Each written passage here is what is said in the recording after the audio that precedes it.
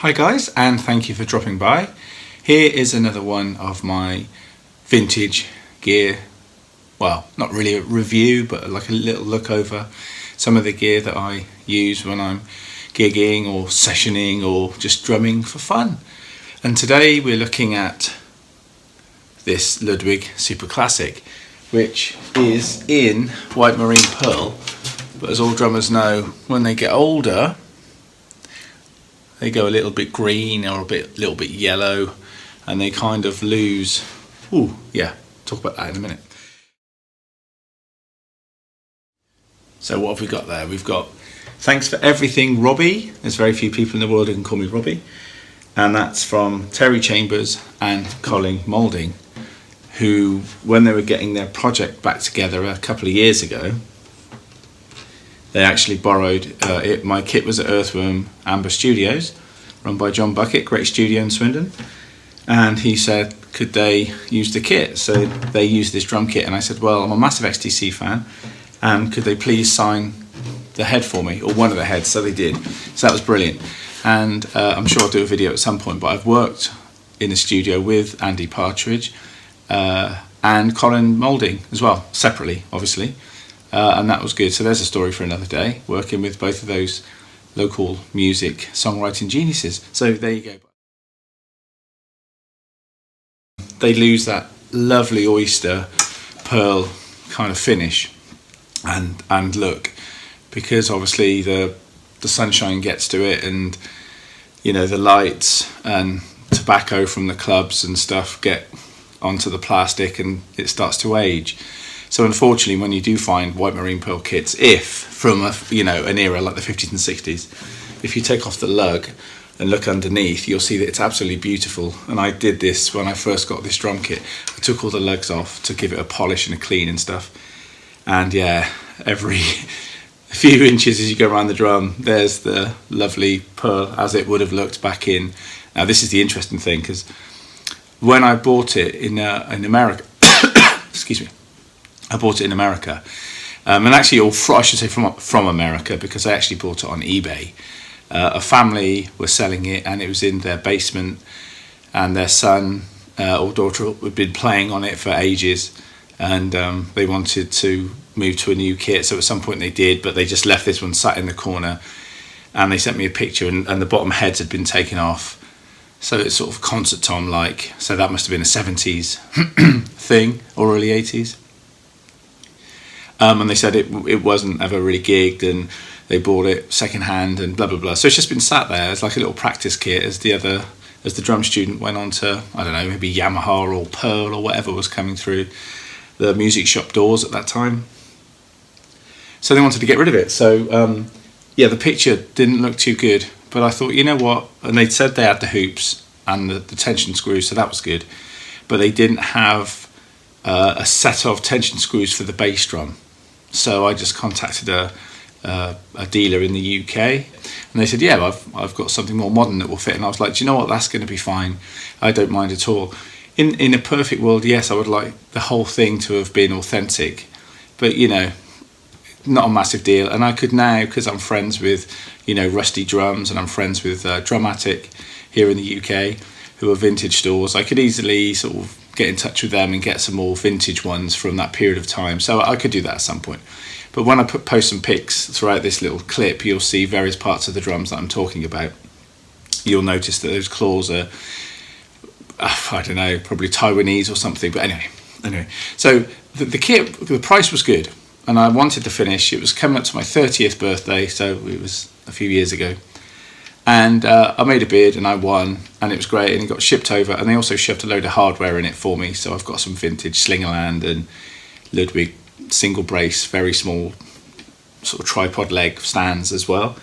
And it's absolutely fantastic. Now they said it was 67, but I think about 6 months ago, I was using it at Real World Studios. And as I say, I've had it a fair few years, but I didn't realise that. I think I'd have to have a look now, and I'll do the pictures to find out. But I think it does range from 67, 68, 69. I think the floor top might be a 69. I think the pressings in the stamps in there. It's within that glorious sort of decade of the 60s where amazing things happened in popular music, so I was happy anyway. Anything within, that 1960 to 70 framework is like spot on for me. And yes, I have to say, there's various sections to this, so that's kind of where I got it from. And it arrived, and I paid the import duty and all that business, which is always a bit of a kick in the bottom. But it was all fine, you've got to pay these things, and in it came, and I got the drum kit. And I took it on loads of gigs, and I loved it. And let's stay on the positive side for a minute. So that was all good. And I've always wanted a super classic from the days of watching Ringo Starr with the Beatles and looking in the Beatle books I had, and on the album covers and stuff and all that business. I was sold by Ludwig from about 10 years old, really. And then I found that Buddy Rich played it, and then Joe Morello and Mick Fleetwood and Ian Pace, John Bonham, Alan White, Bill Bruford, Carl Palmer, all the drummers I was getting into in my early teens. All those, prog rock bands and rock bands and stuff, from 10 years before or whatever, I was getting really into, as well as the pop music of the time. And of course, most of them were playing Ludwig. And in a perfect world, I think I would have loved like maybe a 2012-14 setup with matching jazz festival snare. But this was the bigger version, so 22, 13, 16. So that's what I've got here. So here's the 13, as I say, is sort of going nicely green. The floor tom's the same. It's going that lovely sort of green kind of colour. The bass drum over there, I'll put pictures up. For the snare drum, I actually got, again, I can't remember the store in America, but it was online. Oh, damn it. I was going to look before I came on and I forgot. But you've seen this before in my snare drum review. This is a killer. I just used this about 6 months ago. And then again on a jazz gig about 3 months ago. So the session 6 months ago was at Real World Studios, a singer-songwriter kind of thing, a classic singer-songwriter kind of gig. And this suited perfectly. There was kind of a band, Levon Helm type vibe, and this drum, in the sample that they played me, I thought, I know exactly what drum's going to do that. It was either going to be, two, a Slingerland student model, which I've also done videos on. It was going to be one of those, or it was going to be this bad boy. And if all else failed, it was going to be my DW Collector's 14x7. Because as I've spoken about before, that drum is just unbelievable. Now there is a I know exactly where it is actually. It's in my mum's garage, in storage when I moved. But I've got a 16, obviously. She's here. It's a great drum. But I've always wanted an 18. That classic kind of watching Ian Pace play the California Jam or the Royal Philharmonic Orchestra thing that I spoke about in one of my record reviews, and band inspiration videos about Deep Purple. I wanted the same thing, but of course it just came with 13, 22, 16. But what I wanted was the 18. So one time, this is a fun little tidbit, but I was on tour with Susie Sue, and me and Ted Benham, who's a good friend of mine, who was playing the mallet cat and percussion and doing all kinds of stuff. We were in Amsterdam, actually, yes. And we had a morning off, so we decided to go hunting for music shops, as you do. I think he needed another tambourine or a cowbell or a different pitched cowbell. He needed something anyway. So I wandered round, and there was all these drums in the corner that were stacked up, and there was vintage stuff, and I was like, oh my God, that's great. And then all of a sudden, it's like a sparkle in the gloom. There was this, or in the mist, there was this looking exactly the same, aging the same as this one, 18-inch floor tom. And I was like, my God. And I went over and I looked around it, and it was on a stack of drums, and the finish was peeling off slightly, but it had that same, greenish tint to it. And I was like, oh my God, this is going to match perfectly with mine. I was like, I'm happy to pay it. I'm out on tour. I've got a little bit of money. Let's do this. And I bought it, and I brought it back to the hotel, and everyone's like, great, another drum. This is just what we need. and the crew were a little bit like, now where's that going to live on the tour bus, you know, or where's that going to live in the van with all the gear and everything, you know, it's all planned perfectly. And anyway, so I had this 18-inch floor tom kicking around for some of that European tour, but I'm sure it was fine. Anyway, got back, set it up with the kit, and it looked amazing. And sometimes I take that 18. I think the last time I took that 18 out for a professional engagement was when I did the Goldfrapp record, or tracks on the Goldfrapp record, sessions for that album, which was Silver Eye, which was probably 2015, maybe 2016, something like that. So it was a little while ago. We're 2022 now, aren't we? So a little while ago. But I take the 18 because I've obviously got a DW 18, which has got an amazing character and sounds great. But sometimes that 18 just, I don't know, it's a bit more timpani, like it's amazing, it's got a certain thing. I think in the end I was using a Frankenstein kit of DW and this one. I got some pictures online somewhere, and those cymbals were put on afterwards. But that was the last time I used it, and it's got an amazing quality to it. And sometimes people, the local engineers and producers to the area, NARM Studios, Riverside, or Earthworm in Swindon, or Real World, will say to me, please bring that 18-inch floor tom because it's killer. You can bring the rest of the DW, that's fine, but just bring that floor tom just in case, so we can have it there if we need to go down that low. But you know, to be fair, the DW does it just as well, and probably goes to some other funky tunings as well, but sometimes it's the vintage drum they want. So that's this kit. It's got a great character. The 13-inch is the only drum which I may need to, and I don't know if I really want to do this, but point being that this 13 isn't quite as round as it could be. I mean, it's not oval shape, and it's not completely like egg shaped like those Trixon or Ajax, whatever they were. It's not like that, but it definitely isn't quite true, and the beveling edge isn't fantastic. But to me, it adds to the character. But in a professional scenario, it means that sometimes when I'm tuning it, if the person I'm working with, you know, the other side of the glass, the engineer or producer says, oh, that 13, can you just make it? She'll go up, but if they say, can you just bring it down a bit tone-wise? And, you know, she doesn't always go to a lot of interesting places, tuning-wise, or useful ones. But if I'm looking for, like, if you can imagine 3 tones, A, B, and C, not literally the notes, but like a high, a mid, and a low, let's say, it'll do that fine.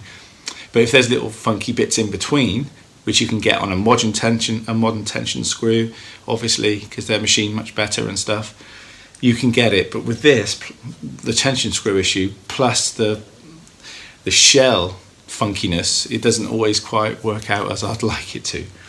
So the 13 sometimes could be a little bit of an oddball sometimes, but the rest of it I think is great. It's painted white inside as you would expect, and again, it's not the finest looking drum inside, but it all adds to the character. And if you're not, when you buy a vintage kit, you can buy them spotless, and that's cool, you know, collector's kits. But I actually quite like player kits, because I've said this before about my snares. I like to think the music's already in them. You know, they've been gigged, they've been travelled, they've got stories, they've seen all kinds of strange things, and heard probably all kinds of strange things. And I think that character comes out in the shell, and it's just, yeah, that's just my thought anyway. I might be completely crazy and off the scale with that, but that's kind of how I see it.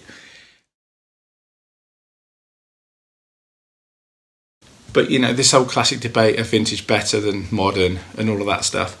And I do get it asked on my social media quite often, or just if I meet a drummer in a pub or at a drum clinic or whatever, they will ask me. And I don't get involved in that kind of thing. I'm a pro player. I'm a collector, and I'm also a drum fan at the same time. But I don't get into those massive debates because I see the vintage. There's part of me that just wanted to have this because of all my heroes. And there's also a part of me that knew that I needed a vintage kit to record with, because people, excuse me a second, it's only tea, because I know at some points people are going to ask me for vintage gear, because they they want that quality and that sound on their record, and I get that. So it's like the collector, I've got that, but then there's also the pro player. Would I then keep my DW kit at home and just travel this all the time? No, for the reasons I've just mentioned about the tuning and so on, and also the fitting. You know, I've got this classic, rail mount system, which isn't the best, and you need a hex spanner to do it up and all that business. And I've also had other ones where it's just the screw on it as well, the wing nut, and that comes loose, and it's loose at the moment. If I went over there now and wiggled it, you would see it's going to come loose. It's not the best, but again, I'll probably put it on a stand in the studio. I did when I was at Real World. I put it on a snare stand and it worked great. But as I say, as a pro player, I've got it. The box is ticked when they say vintage and I say super classic Ludwig. Most people go, yes, perfect. But yeah, I will certainly want to take it out on the road, because it's not a workhorse. It's not made for that.